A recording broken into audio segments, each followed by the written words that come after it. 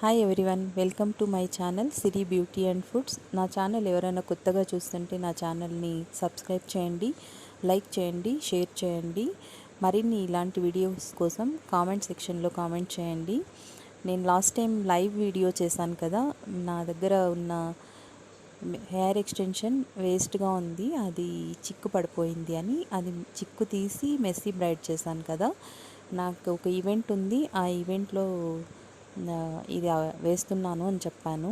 తన హెయిర్ చాలా థిన్గా ఉంది అని చెప్పాను కదా మీకు. తనేనండి నా క్లయింట్ సునీత. వాళ్ళ కూతురు మ్యారేజ్ ఫంక్షన్ కోసం తను మెస్సీ బ్రైడ్ వేయించుకున్నారు ముహూర్తంలో. హెయిర్ చాలా థిన్ అంటే చాలా థిన్గా ఉంది. హెయిర్ క్రింపింగ్ చేశాను, తర్వాత పైన ట్విస్టెడ్ చేసి ఫ్రంట్ సెక్షన్ హెయిర్ స్టైల్ చేసుకున్నాను. అది అయిన తర్వాత నేను రెడీ చేసుకున్న మెస్సీ బ్రైడ్ని ఎలా ఫిట్ చేస్తున్నానో చూడండి. ఈ మెస్సీ బ్రైడ్కి 5 క్లిప్స్ ఉన్నాయి.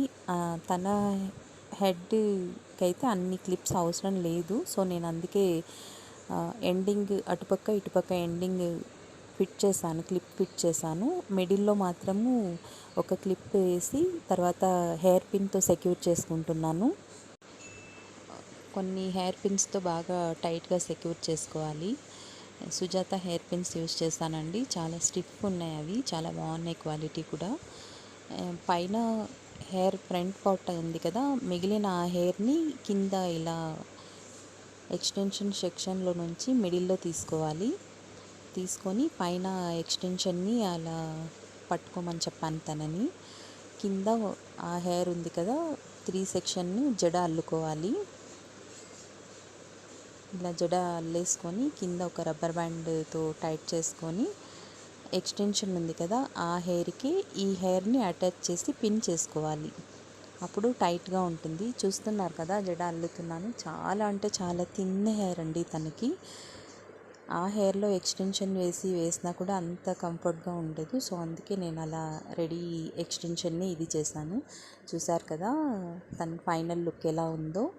అసలు తన హెయిర్ లాగానే ఉంది, ఎక్స్టెన్షన్ వేసామని కూడా అనిపించదు, అంత బాగా వచ్చింది.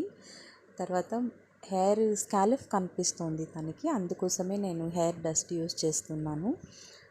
కొంచెమేనండి, 1-2 చోట్ల మాత్రమే అలా కనిపించింది, మిగతా అంతా ఓకే, పర్లేదు, బాగానే ఉన్నింది.